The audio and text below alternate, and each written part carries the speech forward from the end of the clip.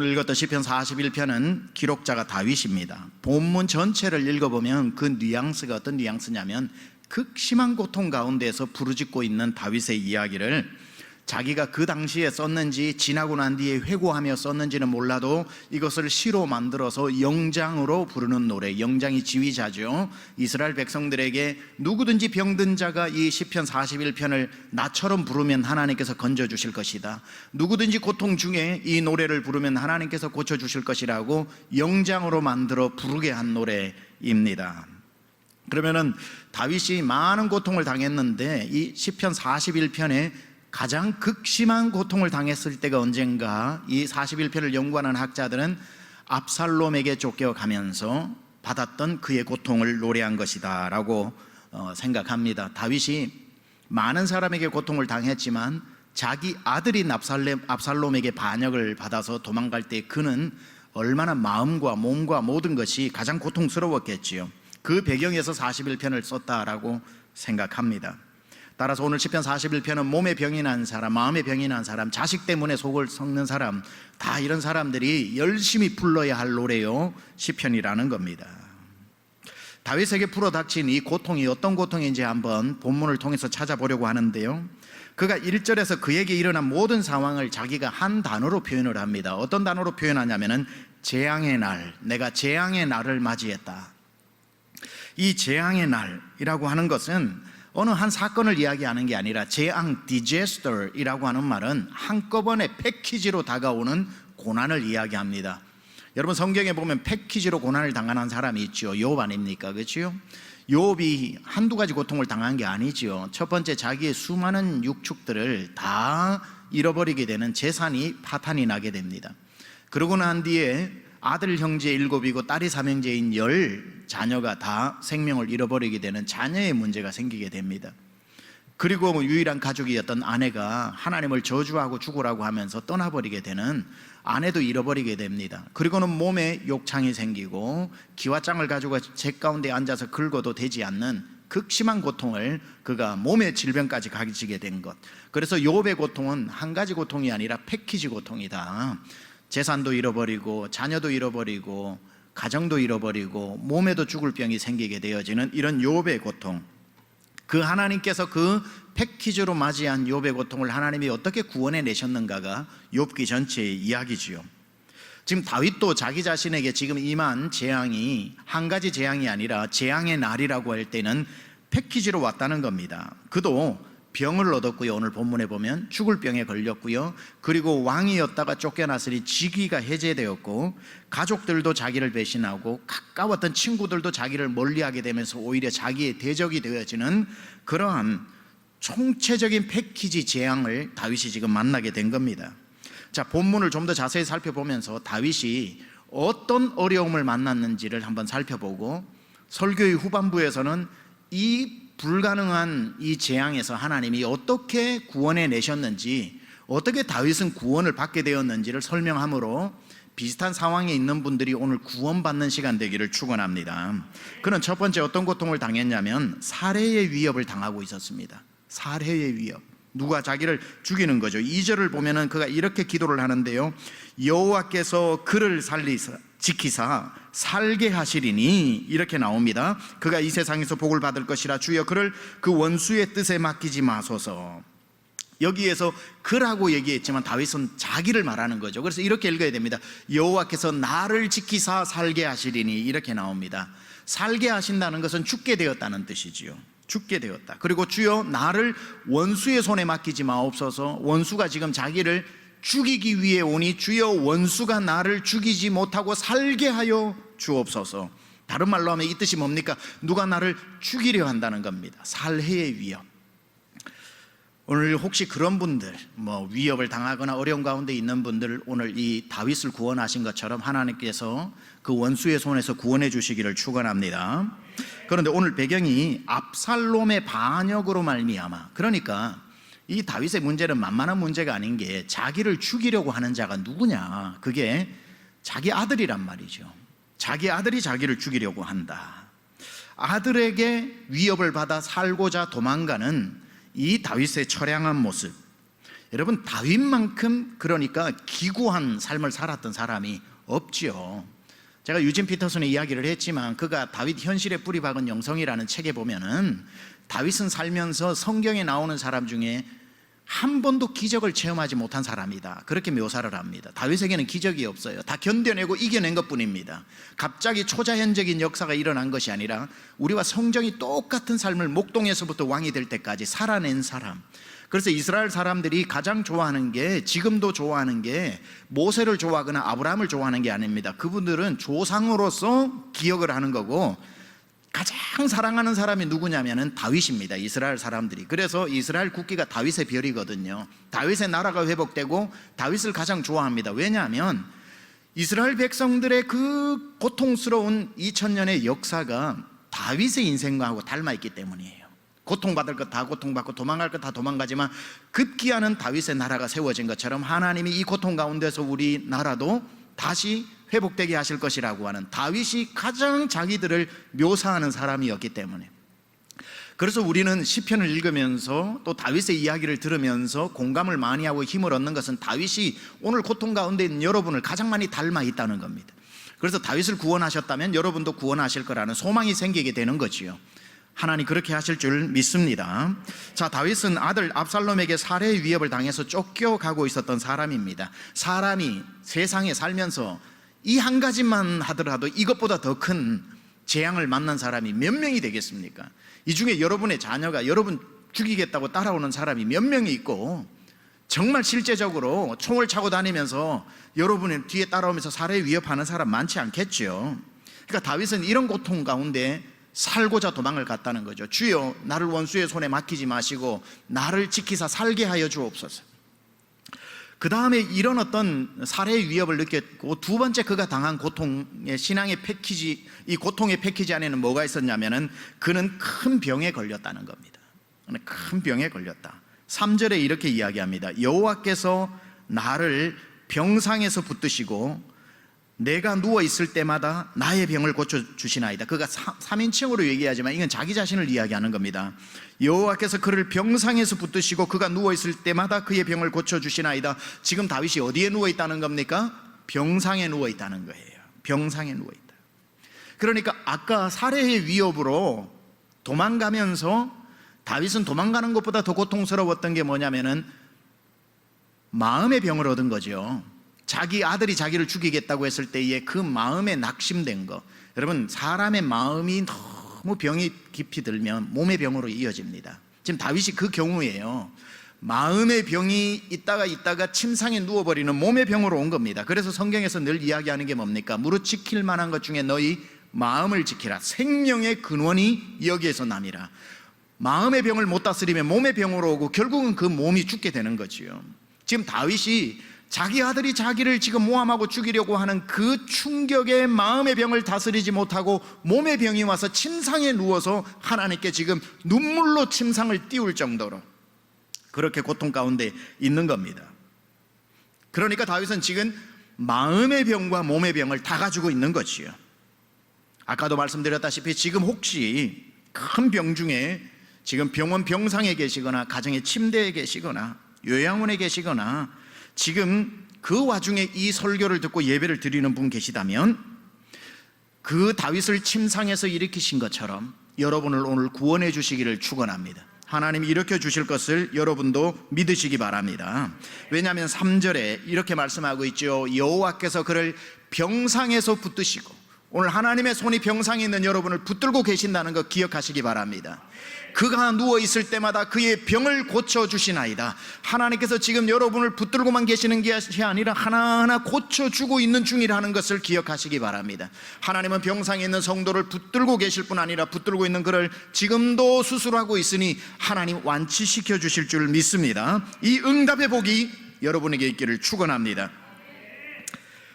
세 번째 그가 만난 재앙은 어떤 고통이었냐면 그는 사람들에게 상처를 받았습니다. 첫째는 가족에게, 두 번째는 가족에게 상처를 받아 마음의 병이 왔고, 두 번째는 몸의 병이 왔고, 세 번째는 사람에게 상처를 받았다. 세상에서 제일 아픈 채찍이 인생 채찍이죠. 사람한테 맞는 게 가장 아파요. 5절에 보면 이런 구절이 나옵니다. 나의 원수가 내게 대하여 악담하기를 그가 어느 때에나 죽고 그의 이름이 언제나 없어질까 하며. 그러니까 지금 사람들이 다윗이 누워있는 걸 보고 안타까워하는 게 아니라 악담하고 있는 거예요.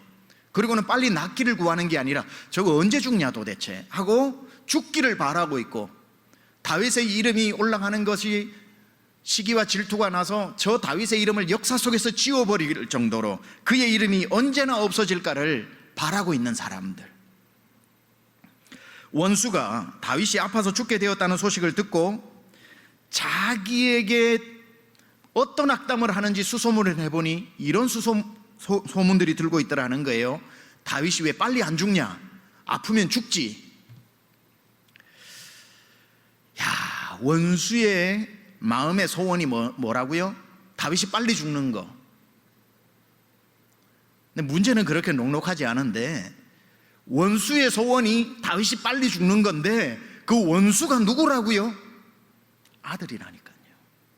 그러니까 아들과 그와 함께 앉아, 그리고 아히도벨처럼 자기의 가장 측근이었는데 배신하고 간 사람들이 모여가지고 뭐라고 얘기하냐면 다윗 빨리 죽었으면 좋겠다. 여러분, 아픈 것도 억울한데 여러분의 자녀가 맨날 속으로 아유 아프느니 죽지 하고 여러분이 죽기를 기다린다면 그 부모의 마음이 어떨 것이며, 여러분이 잘 알고 있는 사람들이 아파하는 여러분, 김병의 효자 없다고, 김병의 친구 없다고 이제 여러분들을 향해서 아유 그냥 죽지라고 생각한다면 얼마나 마음이 낙심되겠습니까? 지금 사람들이, 원수들이 그렇게 얘기하고 있다는 거예요. 다윗 저 언제 죽지? 언제 저 이제 호적에서 이름이 지워지지? 아들이 쫓아오다가도 권력욕이 생기더라도 압살롬이 네 아버지 죽게 됐다 그러면은 칼자루 놓고 땅을 치면서 아버지 내가 잠시 미쳤나 봐요, 내가 이 권력에 눈이 멀었나 봐요, 아버지 건강하세요 하고 그때쯤은 울어줘야 되는데, 아들이라고 하는 게 아버지가 이제 병을 얻어 죽게 되었다 그러니까 언제 죽냐고 바라고 소원하고 있더라는 거지요. 그러니 상처가, 이 다윗의 상처는 보통 사람의 상처하고 깊이가 달라요. 상처라고 다 같은 상처가 아니에요. 근데 이 다윗이 상처를 받은 게 가까운 압살롬에게만 받은 것이 아니라 또 다른 가까운 사람들에게도 상처를 받는데요. 어떤 사람에게 상처를 받냐면 이중적인 사람, 앞에 와서는 위해 주는 척하면서 나가서는 딴말하는 사람. 압살롬은 오히려 겉과 속이 똑같이 아버지를 싫어하지만 어떨 때는 앞에서 잘해주면서 뒤에서 딴말하는 사람 때문에 상처를 많이 받게 되거든요. 다윗이 병들었다는 소식을 듣고 득달같이 병문안을 와서 앞에서 아이고 다윗 어쩌다가 이런 병을 얻었냐고, 당신 신세가 어떻게 이렇게 됐냐고 한참을 울어주고, 마치 그 욥 옆에 그 친구들이 왔던 것처럼 그 친구들 빌닷, 소발 뭐 이런 사람들처럼 와가지고 막 울어주고 위로해 주다가 또 올게 몸 잘 챙기고 밥 잘 먹고 죽이라도 먹어 그래야 살지 하고는 문 열고 나가면서 저거 이제 죽어, 끝났어 저거. 나가가지고 사람들 보면서 아이고 내가 갔다 와봤는데 그 사람 죽어도 싸, 만약에 이러는 소리가 들려왔을 때, 지금 다윗이 지금 그걸 경험하고 있거든요. 6절에 나를 보러 와서는 거짓을 말하고 그의 중심에 악을 쌓았다가 나가서 이를 널리 선포하며, 나를 보러 와서는 이 얘기 들어주는 척하고 내 사정 들어주는 척하면서 눈물도 흘려주다가 속으로는 막 악을 쌓아뒀다가 문을 열고 나가기가 무섭게 나에 대해서 온갖 희한한 소문들을 다 퍼뜨리고 다니는 사람 때문에 상처를 받는다는 거예요. 겉으로는 위하고 속으로는 나쁜 생각을 하는 사람들. 그러면 어떤 일이 일어나는가? 7절이 일어나는 거죠. 나를 미워하는 자가 다 하나같이 내게 대하여 수군거리고 나를 해하려고 꾀하여. 여러분 정말 성경이, 다윗이 너무 정확하게, 그죠? 나를 보러 와서는 거짓을 말하고 그의 중심에 악을 쌓았다가 나가서는 이를 널리 선포하오며 나를 미워하는 자가 다 하나같이 내게 대하여 수군거리고 나를 회하려고 꾀하며, 이제 완전히 나만 놓고 본인들끼리 모여서 수군거리게 되는 겁니다. 그럴 때에 다 하나같이, 마음이 어쩜 그렇게 하나로 모아지는지. 여러분, 수군수군거리는 자리 잊지 마세요. 왠 줄 아세요? 수군수군거린다고 비밀 없어요. 다 수군거린 그 사람 귀에 들어갑니다.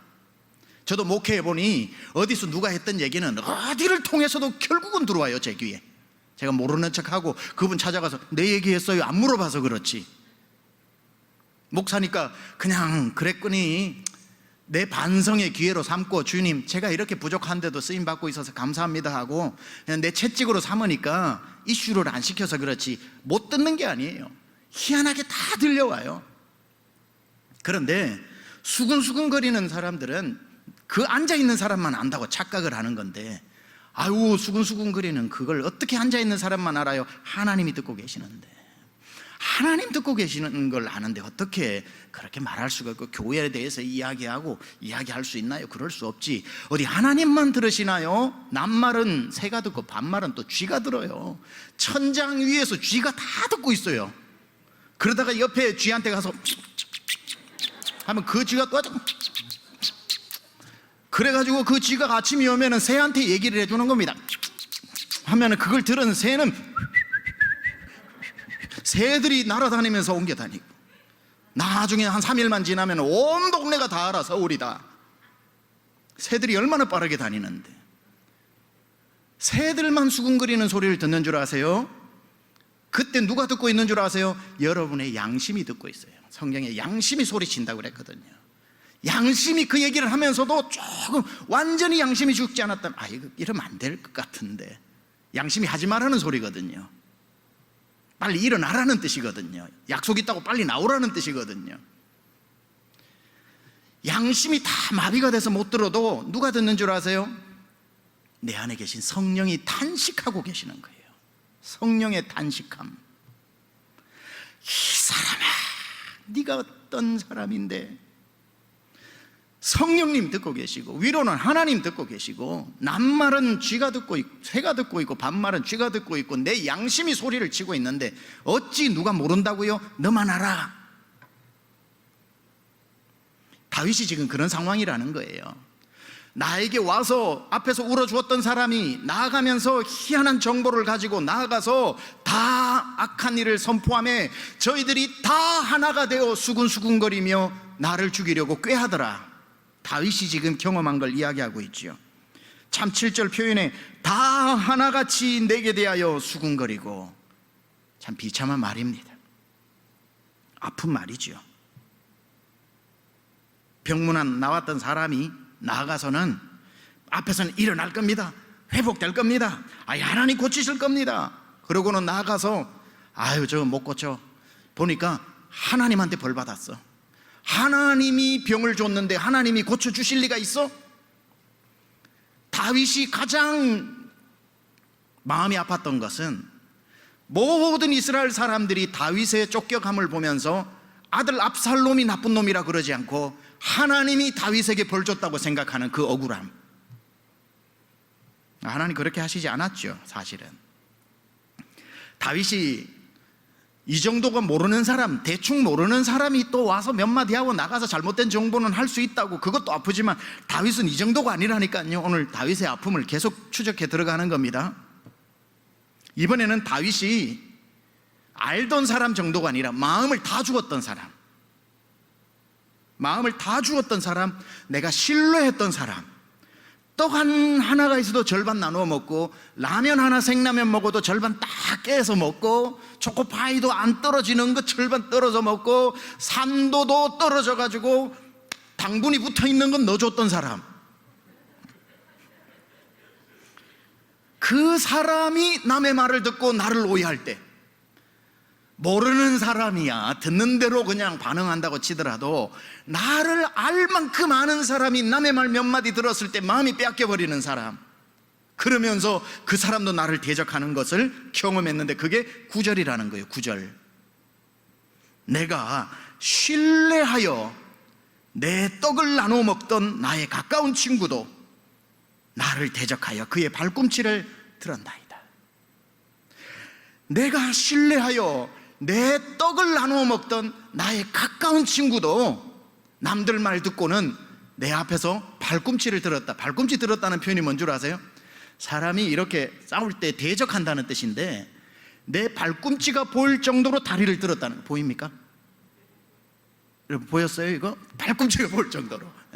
그러니까 나를 향해서 앞발을 들고 나를 치려고 발꿈치가 보일 정도로 다리를 들었다는 거예요. 나를 대적했다는 거죠.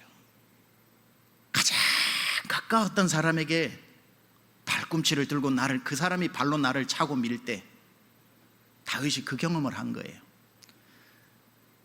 자기의 가장 신뢰했던 신복이었던 아히도벨이 이 압살롬의 모사가 되고 카운셀러가 되는 것을 봤을 때 그런 느낌을 묘사하고 있는 거겠죠.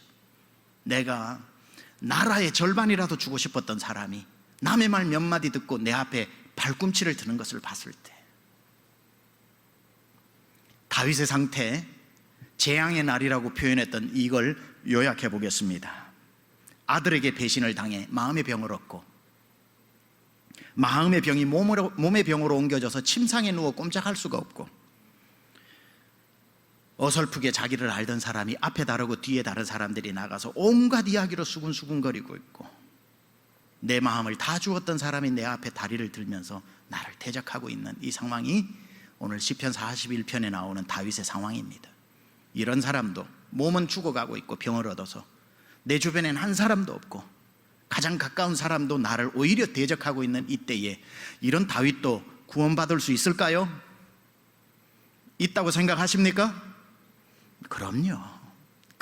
하나님이 누구신데 다윗은 이 힘든 기간을 멋지게 이겨냅니다.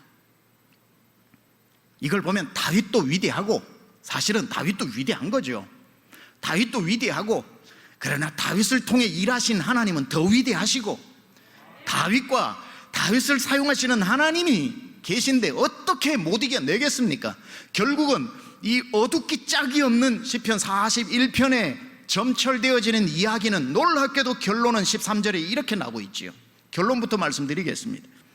이스라엘의 하나님 여호와를 영원부터 영원까지 송축할지로다. 아멘, 아멘.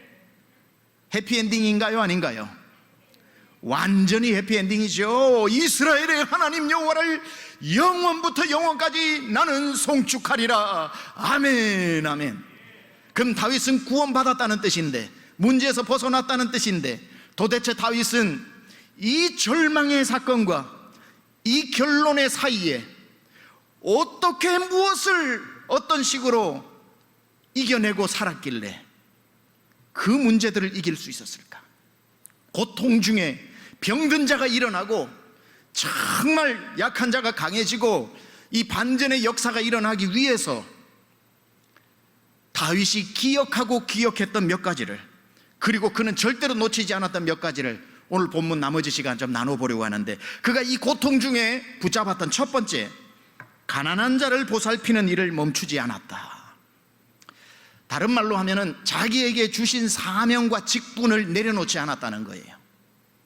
1절에 보면 이런 말 나오죠. 가난한 자를 보살피는 자에게 복이 있으며 재앙의 날에 여호와께서 그를 건지시리로다. 그러니까 가난한 자를 보살피는 자는 하나님이 보살펴 주신다는 뜻이거든요. 그러니까 이거는 가난한 자를 보살폈던 과거의 일을 추억해서 지금 붙잡아 주신다는 게 아니고, 계속적인 행위, 내가 이렇게 어렵고 침상에 누워있고 억울한 일 많아도 하나님이 내게 하라고 주신 그 일을 내려놓지 않고 계속 할 때 하나님이 나도 계속 붙잡아 주신다는 거예요. 여기에서 가난한 자라고만 하니까 돈이 없는 가난한 자의 뜻으로만 해석하면 안 되고요, 이거는 딸이라고 해서 히브리어로 많은 의미를 포함하고 있습니다. 어떤 가난한 자라는 뜻뿐이 아니라 제가 읽어보면 가난한 자를, 그러니까 여기에 보니까 보살피고 질병, 실패와 절망, 가진 자들에게 횡포와 억압을 받는 상태, 무기력한 상태에 빠져 있는 자, 고통 중에 있는 자를 다 포함한 말이 이 히브리어입니다. 따라서 다윗의 사명과 은사가 뭡니까? 아둘람굴 사명이죠. 환난당한 자, 고통당한 자, 눈먼 자, 원통한 자, 억울한 자, 포함해서 가난한 자, 이 사람들을 거두는 것이 다윗에게 맡겨준 사명이었습니다. 그렇죠? 그러니까 다윗은 이 자기에게 주신 이 직분 또는 사명, 가난한 자라고 대표되어지는 억울한 자의 억울함을 벗어주고 원통한 자의 원통함을 벗겨주고, 그리고 무기력한 상태에 빠져있는 자, 우울증에 걸린 사람의 그 마음을 자기의 하프로 연주해서 마음의 개운함을 주고, 고통 중에 있는 자, 이것이 다윗의 사명이었는데, 내가 아무리 지금 억울하고 도망다니고 침상에 누워있다고 할지라도 주여 내게 주신 사명을 놓지 않겠다는 거죠. 가난한 자를 보살피는 자에게 복이 있다는 것을 알기 때문에, 가난한 자를 보살피는 자에게서는 재앙의 날에 여호와께서 그를 건져주신다는 것을 알았기 때문에, 내가 사명을 붙잡고 있으면 하나님이 날 붙잡아 주신다는 걸 알았기 때문에 굉장히 중요한 일입니다. 많은 사람들은 힘든 일이 오면 하던 일을 멈춥니다. 어려운 일이 오면 직분부터 내려놔야 한다고 생각을 합니다. 너무 힘들면 사명 감당을 멈추기도 합니다. 다윗은 거꾸로 가고 있죠. 마음의 병이 생기고 몸의 병이 생기고 온 세상 사람이 수군수군거리고 나랑 가장 가까이 마음을 주었던 사람도 등을 돌릴 때에도 나는 내 사명을 감당하겠나이다. 내가 이걸 붙잡을 때 주님이 날 붙잡아 주시기 때문에. 그리고는 2절에 그도 똑같은 표현을 하는데 뭐라고 이야기하냐면 여호와께서 나를 지키사 살게 하시리니. 1절에 내가 가난한 자를 지켜주니까 2절에는 여호와께서 나를 지켜주셔서 살게 해줄 것이다. 내가 사명을 잡으면 하나님이 날 잡아주시고, 내가 사명을 지키면 하나님이 날 지켜주시고, 내가 직분을 붙잡으면 하나님이 날 붙잡아 주시는 줄 믿습니다. 이걸 기억해야 되는 거예요. 이걸. 다윗은 어려운 중에도 약한 자에게 소홀하지 않았고, 원통한 자를 돌려보내지 않았고, 가난하고 병든 사람에게 물 한 잔이라도 줘서 보내는 자기의 사명을 끝까지 지켜내니 하나님의 그 모습을 보고 네가 끝까지 붙잡으니 내가 널 끝까지 붙잡아 주겠다고 말씀하신 거지요. 그가 이 고통 중에 또 한 가지는 무엇을 멈추지 않았는가? 은혜 구하기를 멈추지 않았습니다. 여러분, 어려운 형편에 있는 사람, 사업이 부동한 사람, 몸에 병이 난 사람, 가정이 파탄이 난 사람에게는 출구가 하나밖에 없어요. 은혜입니다. 은혜. 하나님 은혜를 베풀어 주세요. 공로도 없고 자격도 없고 능력도 없고 권리도 없으나 하나님 무자격자에게 베풀어 주시는 은혜를 달라고 여러분 은혜를 구하시기 바랍니다. 병 중에 있는 성도가 하나님 앞에 왜 나를 이렇게 아프게 했냐고 따지지 말고, 따지고 싶은 얘기 1000가지 마음 다 이해하지만 그래서는 안 되는 것이고, 살고자 한다면 지혜롭게 하나님 앞에 주여 은혜를 베풀어 나를 불쌍히 여겨달라고 오히려 기도하는 게 낫습니다. 하나님하고 싸우지 말고 하나님 앞에 불쌍히 여겨달라고 기도해야 그래도 살지 않겠습니까? 히스기야가 죽을 병에 걸렸을 때에 하나님 앞에 따지지 않았죠. 벽을 향하여 하나님 날 불쌍히 여겨 생명을 연장해달라고 오히려 은혜를 구했죠. 오늘 다윗이 여기에서 하나님, 도망가면서 하나님하고 싸웁니까? 하나님 내게 이르실 수는 없나이다 하고 싸우지 않고 뭐라고 얘기했냐면 4절에 보니까 내가 말하기를 여호와여 내게 은혜를 베푸소서. 은혜 아니고는 살 수 없겠나이다. 주여 내게 은혜를 베푸소서. 10절에도 뭐라고 이야기합니까? 그러하오나 주 여호와여 내게 은혜를 베푸시고 나를 일으켜 주옵소서. 병든 자가 살 길은 은혜가 임하는 것입니다. 약한 자가 강해지는 것은 은혜밖에 없습니다. 앞길이 보이지 않을 때 은혜가 임하면 앞길이 보입니다. 내 앞에 여리고성이 있을 때에 은혜가 임하면 무너지게 되어 있는 겁니다. 내 앞에 두꺼운 문이 가로막혀 있어도 은혜가 임하면 자동문이 되는 것입니다. 그런데 이런 어려운 가운데 있는데도 불구하고 성도들이 은혜를 기다리는 사람이 있어요. 안 됩니다. 기다려서 받는 은혜는 구원의 은혜밖에 없어요. 여러분이 구해서 받은 게 구원 아니죠. 가만히 있는데 찾아오신 은혜가 날 구원하시는 은혜인데, 구원받은 자녀들은 그때부터 기다린다고 은혜가 오는 게 아니에요. 살아가는 내내 구하여 받는 은혜가 있는 겁니다. 그래서 이브리서 4장 16절에 뭐라 그럽니까? 은혜의 보좌 앞에 담대히 나아가서 때를 따라 돕는 은혜를 받아라고. 여러분, 아프고 힘들고 어렵고 다윗 같은 형편에 있는데 침상에 주님의 은혜가 오도록 기다리지 말고 침상에서 은혜를 구하세요. 하나님, 내가 아파요. 치료의 은혜, 때를 따라 돕는 은혜가 있다고 했으니 보좌 앞으로 내가 담대히 나가오니 은혜 구한 내게 은혜의 주님, 은사 구한 내게 은사의 주님. 하나님, 내가 은혜가 필요하오니 나를 불쌍히 여기사 은혜를 베풀어 달라고. 다윗은 지금 은혜 구하기를 멈추지 않아 하나님의 은혜를 받은 줄 믿습니다. 은혜를 구해야죠. 다윗은 어떻게 이 엄청난 문제에서 벗어날 수 있었던가? 은혜 구하기를 게을리하지 않았다. 그래서 여러분, 은혜를 구하지 낙심하지 마세요. 낙심이란 은혜를 막는 여리고성입니다. 여러분, 낙심해버리고 나면요, 하나님을 의지하지 않게 돼요. 하나님도 필요 없다, 하나님도 내 사정 모른다, 하나님도 나한테 관심 없다. 낙심한 자는요, 하나님을 찾지 않아요. 그러나 여러분, 하나님을 찾지 않을 정도로 낙심해서는 안 되는 겁니다. 오히려 다시 한번 소망을 가지고 하나님을 의지하고, 하나님, 오늘 말씀으로 나를 다시 일깨워 주셔서 감사합니다. 내가 은혜를 구하겠나이다. 하나님께 서운해서 실망만 하고 있다가 이 아까운 세월 보내지 않겠나이다. 하나님, 은혜 구한 내게 은혜의 주님이라고 하셨고, 은혜의 보좌 앞으로 담대히 나오는 자를 뒤돌려 보내지 않는다고 하셨으니 때를 따라 돕는 은혜, 저에게 가장 맞는 은혜를 지금 베풀어 달라고 기도하여 은혜를 누리시기 바랍니다. 이렇게 기도하면 되는 겁니다. 주여 내게 은혜를 베푸소서, 주여 내게 은혜를 베푸소서, 주님여 날 버리지 마소서, 주님 내게 은혜를 베푸소서. 은혜의 보좌 앞에 그저 나온 것뿐이나 이 길밖에 없어 주님 앞에 나왔사오니 날 돌려보내지 마소서. 주님 내게 은혜를 베푸소서. 반드시 은혜 구하는 자에게 은혜 주실 줄 믿습니다. 하나님이 오늘 이 다윗이 또 어떤 것을 붙잡았는가? 세 번째 보니까 회개하기를 멈추지 않았습니다. 회개하기를 멈추지 않았습니다. 4절에 다윗은 이런 문제가 왔을 때에 저 사람 때문에, 저놈의 압살롬 때문에, 배신한 아이도벨 때문에 하고 남들의 문제를 먼저 찾지 않고, 문제가 왔을 때에 그것이 설령 남들에게서 왔다고 할지라도 그는 남들을 향하기 전에 자기를 향하면서 뭐라고 기도합니까? 4절에 보니까 내가 주께 범죄하였사오니 나를 고치소서 하였나이다. 다윗은 모든 문제의 원인을 밖에서 찾기 전에 자기에게서 찾아 회개할 거리로 삼더라는 거예요. 왜 이 문제가 왔을까? 이 병이 왔을까? 사업의 위기가 왔을까? 가정의 위기가 왔을까? 내 마음에 왜 시험이 들었을까? 왜 내가 이렇게 되었을까? 누구 때문에 하지 않고, 내가 하나님 앞에 더 가까이 가지 못했구나, 하나님의 말씀대로 살지 못했구나, 내 정욕을 따라 살았구나, 이생의 자랑 내가 쫓아서 살았구나, 안목의 정욕을 내가 사랑하면서 살았구나. 나를 보는 사람. 맞아요, 여러분. 인생의 짙은 터널을 빠져나가야 되는데, 인생의 터널을 빠져나가야 되는데 터널이 좁은 게 아니라 내가 너무 뚱뚱할 수도 있는 거지요.